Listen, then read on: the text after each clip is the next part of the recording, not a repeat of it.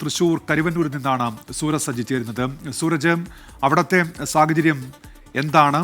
തൃശൂരിൽ പൊതുവെ എങ്ങനെയാണ് മഴ? സൂരജ്.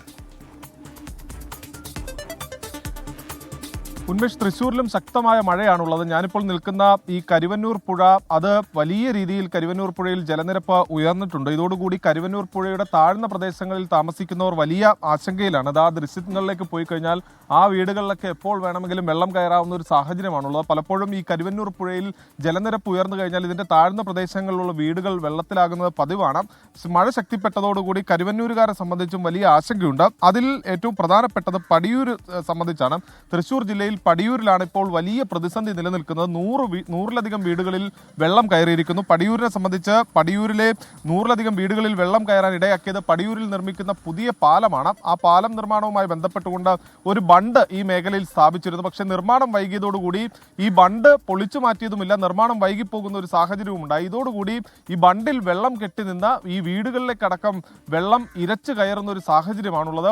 അവർ പറയുന്നത് ഇന്നലെ കണ്ടതിനേക്കാൾ ഒരടി ഉയരത്തിലൊക്കെ ഇന്ന് വെള്ളം മാറുന്നു. അങ്ങനെയെങ്കിൽ ഉച്ചയ്ക്ക് ശേഷം മഴ ശക്തിപ്പെട്ട് കഴിഞ്ഞാൽ ഈ വീടിനകത്തേക്ക് ഉൾപ്പെടെ വെള്ളം കയറുന്ന ഒരു സാഹചര്യം ഉണ്ടാവും. വലിയ രീതിയിൽ വീടിനകത്തേക്ക് വെള്ളം കയറും.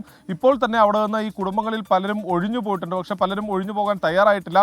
ബന്ധുവീടുകളെയൊക്കെ ആശ്രയിച്ചാണ് ഇവർ മാറി താമസിക്കുന്നത്. അവർ പറയുന്നത് മഴ ശക്തിപ്പെട്ടാൽ തങ്ങളുടെ ദുരിതം ഇരട്ടിയാകും. അതുകൊണ്ട് തന്നെ തഹസിൽദാരും ജില്ലാ ഭരണകൂടവും ഒക്കെ ഇടപെട്ടുകൊണ്ട് അടിയന്തരമായി പടിയൂരിലെ ബണ്ട് പൊളിച്ചു മാറ്റണം എന്നൊരാവശ്യമാണ് ഇവർ പറയുന്നത്. അതോടൊപ്പം തന്നെ തൃശ്ശൂരിലെ ദേശീയപാതയിൽ ഈ മഴയെ തുടർന്ന് കനത്ത ഗതാഗതക്കുരുക്കാണ് അനുഭവപ്പെടുന്നത്. അത് കുതിരാൻ മുതൽ അങ്കമാലി വരെയുള്ള വിവിധ പാതകളിൽ, വിവിധ മേഖലകളിൽ ഈ അടിപ്പാത നിർമ്മാണം നടക്കുന്ന ഇടത്താണ് ഈ ഗതാഗതക്കുരുക്ക് അനുഭവപ്പെടുന്നത്. ഈ മഴയിൽ റോഡ് തകർന്ന് ആ കുഴിയിൽ വെള്ളം ഉൾപ്പെടെ കെട്ടിയതോടുകൂടി മണിക്കൂറുകൾ നീളുന്ന ഗതാഗതക്കുരുക്കാണ് അനുഭവപ്പെടുന്നത്. അങ്ങനെ അക്ഷരാർത്ഥത്തിൽ തൃശ്ശൂർ നഗരം മഴയിൽ വിറങ്ങലിച്ചു നിൽക്കുന്ന ഒരു സാഹചര്യമാണുള്ളത്. ഉന്മേഷ്, സൂരജ് സജിയാണ് ഇപ്പോൾ വിവരങ്ങൾ നൽകിയത് തൃശ്ശൂരിൽ നിന്ന്.